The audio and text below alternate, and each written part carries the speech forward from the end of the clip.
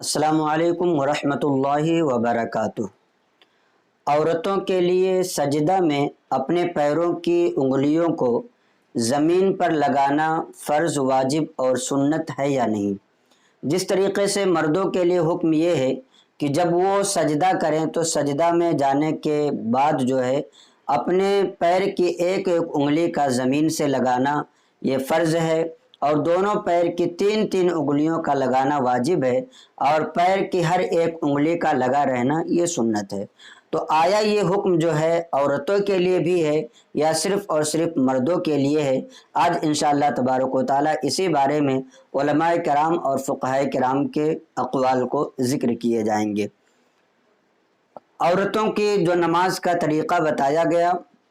तो उस तरीक़े में सारे तरीक़े तो वैसे ही हैं जिस तरीक़े से मर्दों को हुक्म दिया जाता है कि नमाज पढ़ें। अलबत्ता कुछ चीज़ों में फ़र्क है कि जैसे कि मिसाल के तौर पर हाथ को नाफ के नीचे नहीं बल्कि उनको अपने सीने के ऊपर बांधना है। इसी तरीक़े से हाथ को कान तक नहीं बल्कि उनको जो है अपने मूंढों तक उठाना है। ऐसे ही सजदे में भी औरतों के लिए फ़र्क है कि ये जो हुक्म दिया गया कि तीन उंगलियों का पेट जो है दोनों पैर की तीन तीन उंगलियों का पेट ज़मीन से लगना वाजिब है, एक एक उंगली का पेट ज़मीन से लगना फ़र्ज़ है और पूरे पैर की उंगलियों का ज़मीन से लगना सुन्नत है। ये हुक्म सिर्फ़ और सिर्फ मर्दों के लिए है, औरतों के लिए ये हुक्म नहीं है बल्कि औरतें इस हुक्म से मुस्तस्ना हैं। जैसा कि फतावा रज़विया शरीफ जिल्द अव्वल में भी ये बात मौजूद है कि सजदा में फ़र्ज़ है कि कम अज़ कम पाँव की एक एक उंगली का पेट ज़मीन पर लगा हुआ हो और हर पाँव की अक्सर उंगलियों का पेट ज़मीन पर जमाना ये वाजिब है। यूँ ही नाक की हड्डी ज़मीन पर लगना वाजिब है और औरतें इस हुक्म से मुस्तस्ना हैं, यानी औरतों को इस बात का हुक्म नहीं दिया जाएगा।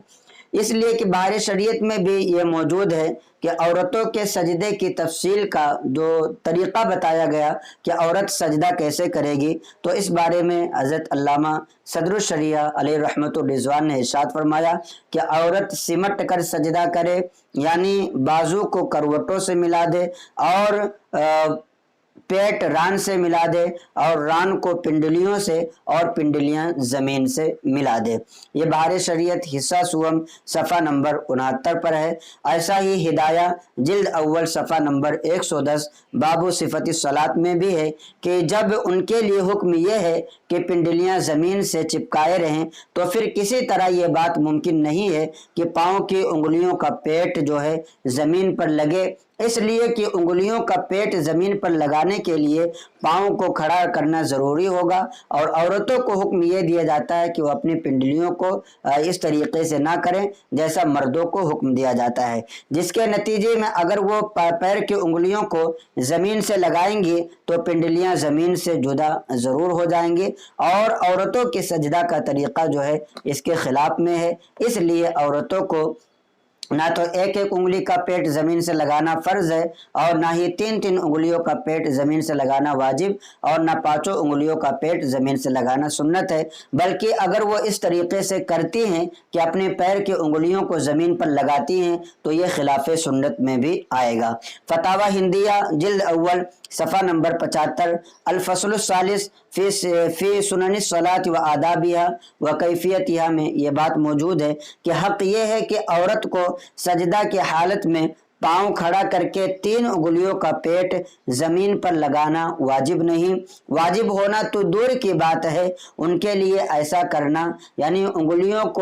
का पेट जो है ज़मीन से लगाना ये खिलाफ़ सुन्नत भी है। जैसा कि अहादीस और फ़िक़्ह की कसीर इबारतों से ये बात मुस्तफ़ाद है और ये बात समझ में आती है कि औरतों को सजदा इस तरह से करना चाहिए और तसरीह ये है, अहादीस में ये मिलता है कि औरतें पिंडलियों को ज़मीन पर चिपकाएं और दोनों पाँव को मोड़कर दाहिनी तरफ कर दें। जो औरतें सजदा में पैर खड़ा रखती हैं और पैर की उंगलियों के पेट को ज़मीन पर लगाती हैं वो सुन्नत को तर्क करने वाली हैं, वो सुन्नत की तारिक हैं और ऐसा वाजिब समझती हैं कि पैर की उंगलियों को तीन तीन उंगलियों का पेट ज़मीन पर लगाना वाजिब है या एक एक उंगली का ज़मीन पर लगाना फ़र्ज़ है, तो ऐसी सूरत में ये गुनहगार भी होंगी। ऐसा ही فتاوی مرکز تربیت افتاء جلد اول صفحہ نمبر 128 پر بھی عورتوں کو اپنی انگلیوں کو زمین پر لگانا ہی یا نہیں، اس بارے میں ایسا ہی فتاوی مرکز تربیت افتاء میں موجود ہے۔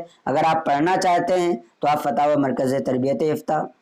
ڈاؤن لوڈ کریں یا کتاب کو منگائیں اور اس کو پڑھیں۔ انشاءاللہ تبارک و تعالی اور بھی دیگر مسائل پر مکمل طور پر تفصیلی بحث کی گئی ہے۔ آپ سے گزارش ہے کہ اگر آپ کو یہ کلپ اچھی لگی ہو تو اپنے دوستوں احباب کو بھی اس کلپ کو زیادہ سے زیادہ شیئر کریں تاکہ انہیں بھی دینی معلومات حاصل ہوں اور انہیں اس چینل سے جوڑیں تاکہ اپنے سارے مسائل کو سیکھ کر کے وہ ان مسائل پر کما حقہ عمل کر سکیں۔ السلام علیکم ورحمۃ اللہ وبرکاتہ۔